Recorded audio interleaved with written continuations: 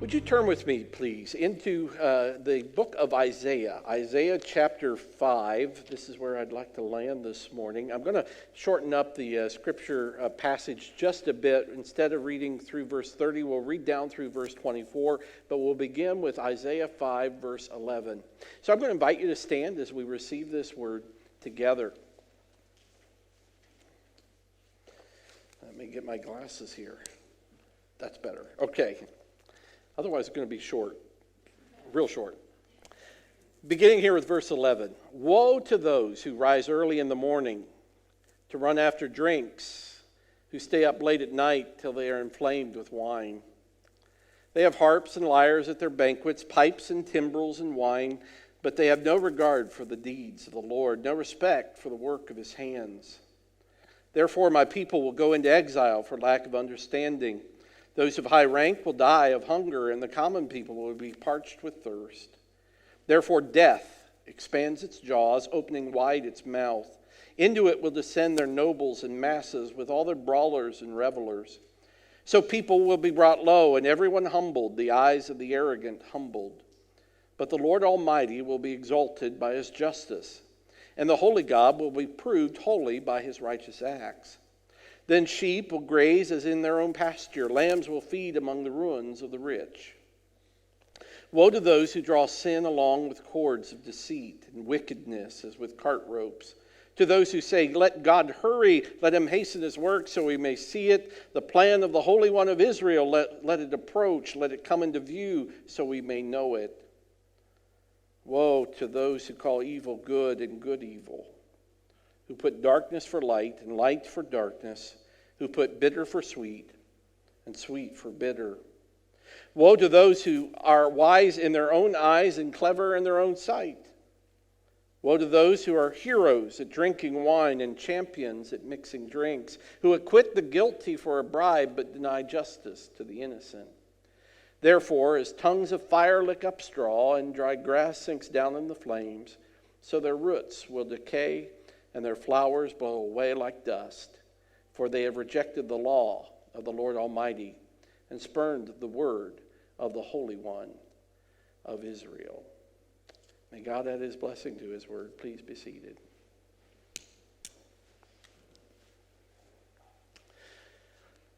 Before I get into the heart of my message this morning, I want to reaffirm this truth. The gospel message is that none of us are good enough to get to heaven. All of us have fallen short of God's glory, and so therefore none of us will be in heaven because we were good enough. But the good news is that Jesus Christ is good enough. For those of us who have put our trust in him, we exchange his goodness for our badness. He died our death so that we could live forever. He is the ultimate good. But this morning, as we talk about good and evil, those who follow Christ then will pursue the good life that he offers. We call that righteousness, becoming Christ-like. We live to please him and allow him to set the parameters of what a good life looks like, what will be best for us. And by the way, that also means what is not good for us, what is evil. So as I discuss these issues today of a wider scope in society, I want you to know I realize that some of the issues that we're going to be talking about are not just societal issues. They are personal issues. They involve people you love and I love and people in our church and people we care very much about. But as a church, we will always seek to balance grace and truth. Jesus is a friend of sinners precisely because he always leads us out of our sin. After I got back from sabbatical, I took our ministry staff on a retreat where together we could recenter our focus and reaffirm our commitment to serve God in this community. I don't have to tell you, we live in challenging times. I've been struck by the passage in Matthew 24 where Jesus said of the last days, "Then you will be handed over to be persecuted and put to death, and you will be hated by all nations because of me. At that time, many will turn away from the faith and will betray and hate each other. And many false prophets will appear and deceive many people. Because of the increase of wickedness, the love of most will grow cold." Now, I want you to think about that with me. Notice here, there's a lot here, but notice the promise of persecution, the betrayal of faith, the propagation of false prophets, the increase of wickedness. Notice all those things, but don't not notice this, that the love of, not the love of some, not the love of many, but the love of most will grow cold. Folks, we're seeing much of this today in our churches and in our communities. We see, and I've talked about over these last few weeks, prominent Christian personalities and institutions that have all too often failed in moral leadership. There is a cascade of people deconstructing their faith, and increasingly young people are declaring they have no faith at all. And yes, I see it in our church and in our churches. So many who, for instance, are neglecting the habit of just gathering together for worship. Never mind it was the government who stopped us from worshiping. That's a debate. But I'll tell you what, more often it's travel baseball and the brunch at the park and the campground experience that keeps us, and the love grows cold. All while Christians in Afghanistan are being tested as never before and even imprisoned and slaughtered for their faith. As our society gets further and further away from our Judeo-Christian roots, we have seen a dramatic shift, a moral revolution that is incredible in its speed and its scope. For those of you old enough to kind of come along with me, the sexual revolution was begun in the 60s, was further fueled by Roe v. Wade and the supposed right to abortion. The prevalence of divorce followed in the 70s and 80s. The advent of the VCR and cable TV allowed previous unthinkable language and lewdness into our homes. Then you had the internet, and streaming further increased our access to the pornographic. And so the unimaginable became reality as marriage became redefined. And we are now to a point where men can win medals in the Olympics in women's competitions. We have a label, the LGBTQ label, but it isn't enough. We have had to add a plus sign because we don't want to risk leaving anyone out of their opportunity to pursue licentiousness. We've seen such compromise even in the churches today that are ordaining pastors who are transgender. I listened briefly to a sermon by a so-called pastor in Illinois recently. His name was Penny Koss, as he dressed up as a woman pretending to expound on the meaning of the cross. During the retreat, I showed our staff a young woman discussing in no uncertain terms the neurodivergent experience of people using kitty and pup and bunny self as pronouns, as persons who experience the reality of being non-human and disconnected from the gender they were assigned at birth. It was nonsensical. It was delusional. Isaiah reports, he says, "Woe to those who call evil good and good evil, who put darkness for light and light for darkness, who put bitter for sweet and sweet for bitter." And Christians, I want you to know this morning, we've talked about this, we believe in God, we believe in the Scriptures, we believe in good and evil. Now, The reality is, if you don't get on board with this revolution, watch out. You will be run over. And this morning, I believe it is my responsibility as your pastor to sound a trumpet that as Christians, we need to be prepared for what is happening. Theo Hobson, a British liberal thinker, defines a moral revolution this way. And this is very alarming. It's something that I've come back to again and again as I've wrestled with these questions. But he says this: a moral revolution is that which was repudiated must be celebrated. That which was celebrated must be repudiated. And those who will not celebrate must themselves be repudiated. Now, I want to think about what that means this morning. Let's talk about the issues related to the LGBTQ plus concerns. If we are honest, in previous centuries and societies, virtually all of them had a celebration of traditional norms. Those letters, in any context, if they had any meaning at all, would have been considered as opposed to nature and God's law. Certainly, those influenced by Christianity. But in the course of this sexual and moral revolution that we are experiencing that has taken place, remember, that which was condemned is now celebrated. It's not just tolerated, it must be celebrated. In Hollywood and academia, advertising, the workplace, government, and the demand is we must all celebrate. I'll just take up entertainment for a moment. Entertainment turns out to be the leading edge of this moral revolution. It is, in fact, a most coercive culture. Just ask the people in Hollywood who can't get a job now because they are not with it. Just ask which scripts get approved, who gets to decide how many LGBTQ characters must be presented, how many different relationships for every consumption have to be represented. And by the way, and I hope you realize what's going on, it's included in the children's programming.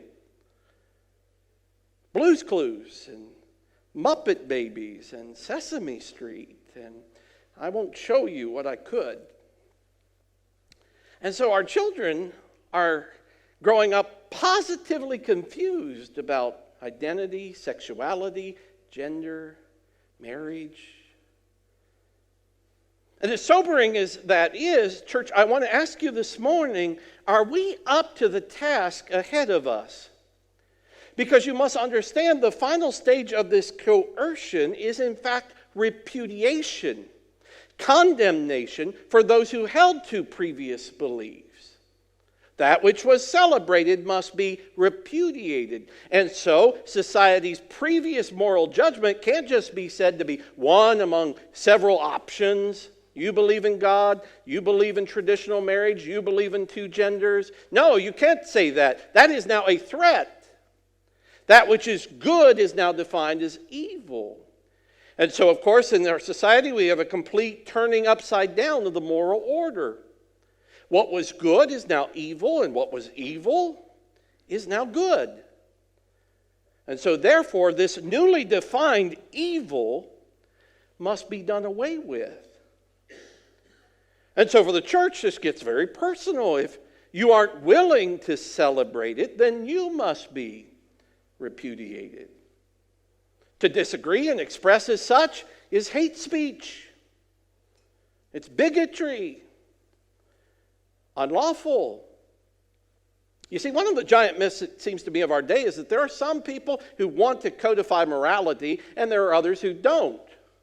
But that's just not true. The fact is, there are people on the left and the right who want to codify morality. The question is, which morality is right? As Christians, we believe in God as He is revealed in the Scripture, and the Word of God helps us to see and understand ourselves, Jesus Christ, and God's purposes for our lives and our world. So we seek to conform to His will and His way. That is a good. But Satan doesn't like that. In Genesis chapter 3, I think it is here that we see clearly how Satan's tactics really haven't changed through history. You are familiar in many ways with the story of Adam and Eve. The couple there are in the garden. The couple have everything. They live in a paradise called the Garden of Eden. They have no weeds to worry about, no diseases to slow them down. There were no mosquitoes to pester them, and their relationship with each other was perfect. They were made for each other.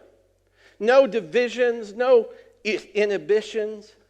Further, they enjoyed a perfect relationship with God. In fact, you see that picture and remember it, that the Lord would come in the garden in the cool of the day to walk with him. It was a picture of intimacy and friendship and enjoyment. It was good. Now, there was, of course, only one rule for the garden, only one evil in the entire garden. God had said, you are free to eat from any tree in the garden, but you must not eat of the tree of the knowledge of good and evil, for when you eat from it, you will certainly die. Now, I want you to note, it's pretty clear. It wasn't hard to understand. It was reasonable. This couple, they had everything else. Only one simple prohibition. They had to have at least one, if you think about it, to demonstrate that they were indeed creatures of free will, free choice. But listen to me, it turns out that the tree of the knowledge of good and evil had nothing to do with the fruit itself. There was nothing magical about the fruit, but it had everything to do with their willingness to obey God. I mean, think about it. Is it wrong to eat the fruit from a tree? No, not in itself, unless God tells you not to.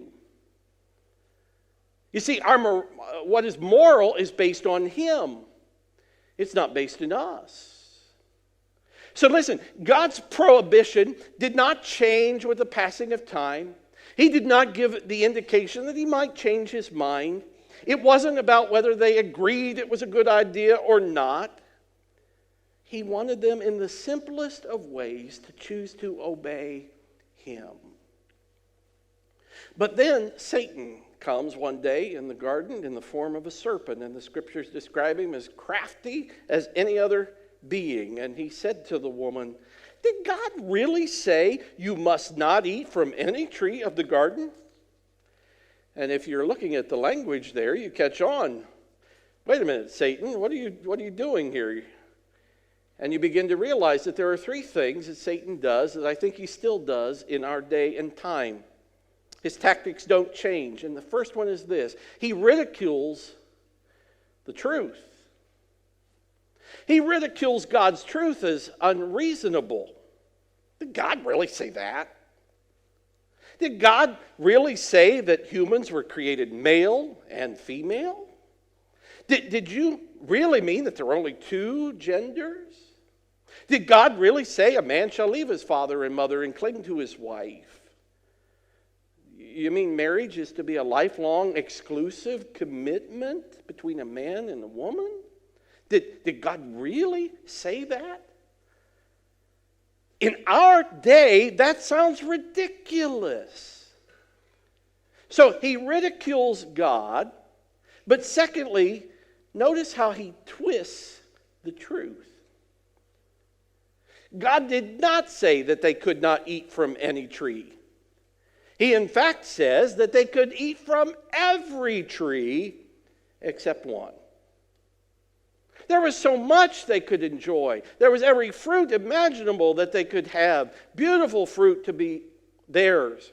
But Satan comes along and he twists the truth. Doesn't God want you to be happy? If God is love, why does He care about who you love? But Satan does a third thing, and he does it today. He reverses the truth. He's a deceiver. And he says to Eve, if you eat of that tree, you will not die. Your eyes will be opened. You'll be like God. In other words, you can determine now good and evil. You don't need God to tell you what is right and what is wrong. You can determine that yourself. And that is the mantra of our age. You'll be like God. And you will really live. If you want to have life, disobey God. If you want to have life, violate his law. And so Eve eats of the tree. And then she persuades Adam to join in with her. And the result is disaster. This couple feels alienated from God, so they hide from him. They feel strange with each other, and so they cover themselves. They are cast out of the garden and separated from the tree of life. And so the aging process begins, and they begin to die. Now, friends, I know that our culture doesn't want to hear this, but the truth is that God has established some basic moral absolutes for us. Now, we see them condensed in the Old Testament as the 10 Commandments. It's one of the reasons I've decided this fall that my fall preaching series is going to be on the 10 Commandments. We're going to go through them 10 or 11 weeks, just going through one after the other so that we might understand and properly appreciate what God does by us following those commands in our lives. In fact, in the New Testament, those commands are really condensed to just two. You remember? The two greatest commands, Jesus said, love God with all your heart, soul, mind, and strength, and love your neighbor as yourself. In fact, from all that, from those two, all other good follows in our lives. Now, that's not hard to understand. It is not unreasonable, but the Bible says this is love for God, that we obey his commands, and they are not burdensome. In other words, they are for our benefit. Just like you have rules of the highway, those rules aren't there to slow you down and inhibit you. Those rules are there so that you get to your destination quickly and safely. Just as God has given us rules for our life, he's given us these commands, letting us know good from evil so that we can really live. But why is it that we rebel against God's commands? Because we do. If they are so clear, if they are so beneficial, if they are so reasonable, why is it that we rebel? And the truth is, the same reasons were for Adam and Eve that we have today. One, Satan still entices us. He lures us. Ephesians 6:12 says, our struggle is not against flesh and blood, but against authorities, against the power of this dark world, against the spiritual forces of evil in the heavenly realms. Friend, I want to tell you, no matter who you are in this room, that you're engaged in a spiritual warfare, and our adversary is skilled in packaging his product of poison. He wants to kill you. He wants you to die. He's still good at that. But secondly, I would have you note that we rebel so often because of peer pressure. Just as Eve pressured Adam to go ahead, do it, into partaking of her sin, we have people today who tell us, this is where history is headed. This is where everybody is going. Get on board. And if you don't believe in this, you're weird. You're evil. And we don't want to be weird. We don't want to be out of step. We don't want to be evil. We want to be able to get along and be thought of as kind and likable. And so we succumb. And so much of the church is compromising today. But the third reason is simply this. And it's because of human nature. It's our nature. You see, we inherited something from that first Adam. Jeremiah said it this way: the heart is deceitful above all things and desperately wicked. Who can know it? You see, we don't need a personal encounter with Satan.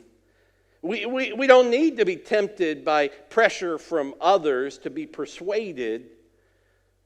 Our nature, our very nature, is to naturally gravitate towards rebellion, toward wrong. Paul said, I know that in me, that is in my carnal nature, dwells no good thing. That's who we are. I remember when Caleb, my oldest, he's over here, so I feel a little bad I'm telling this story, but he was about 3 years old, and we were in the living room, and I don't remember exactly what he was doing, but I do remember I told him, no, don't do that.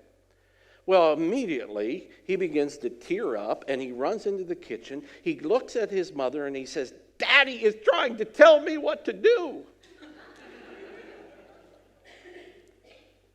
You know, we don't like anybody telling us what to do, no matter what age we are. And when God says, I am the Lord, your God, I am sovereign over your life, we are proud and rebellious and defiant. Psalm 11:3 says, when the foundations are being destroyed, what can the righteous do?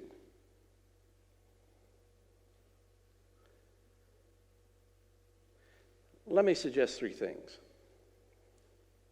First, I believe with all my heart that, friends, this morning we need to personally commit to submitting to God's word for ourselves. This means we start with ourselves.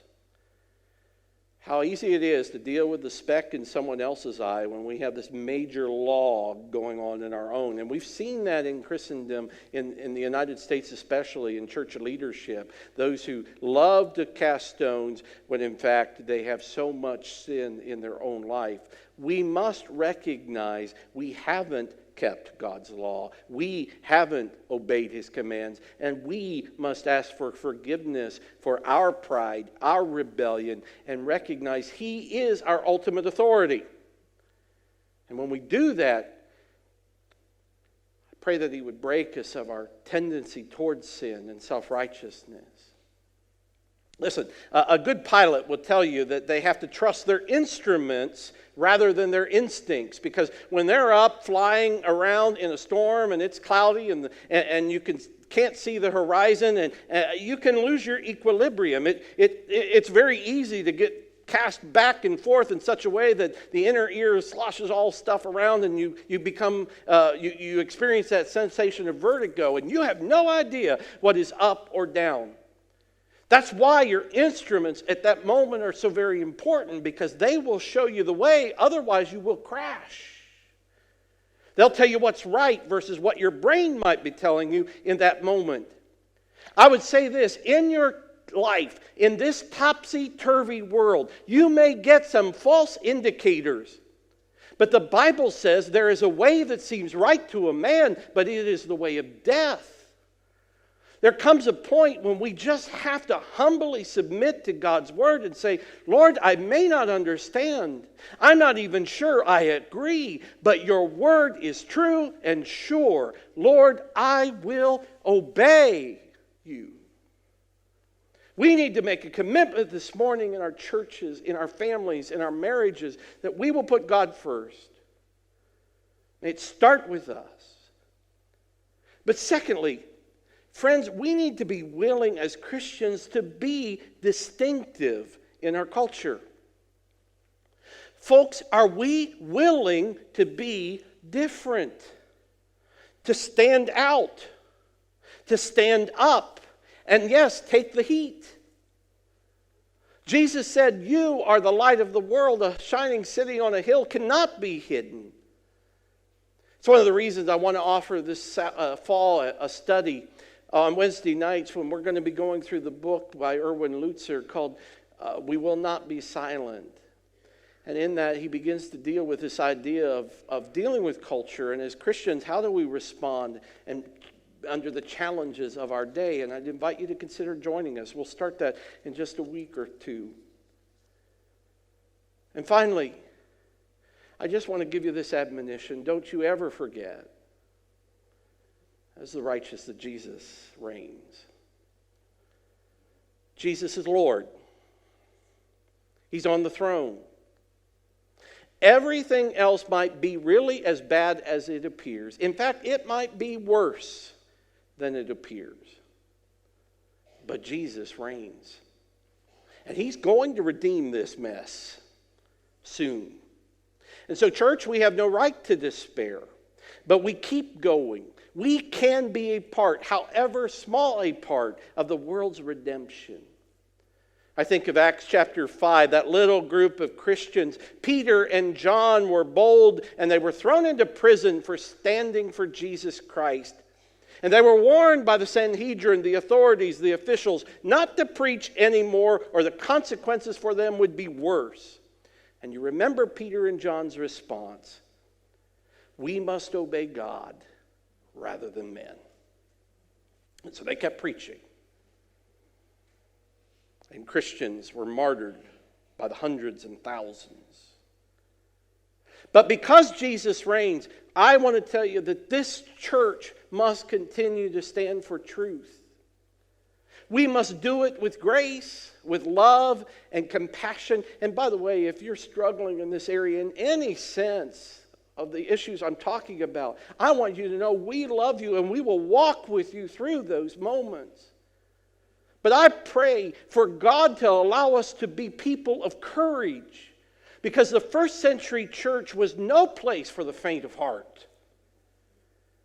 And today, the church is being tested, and there are a lot of people who have let their love grow cold.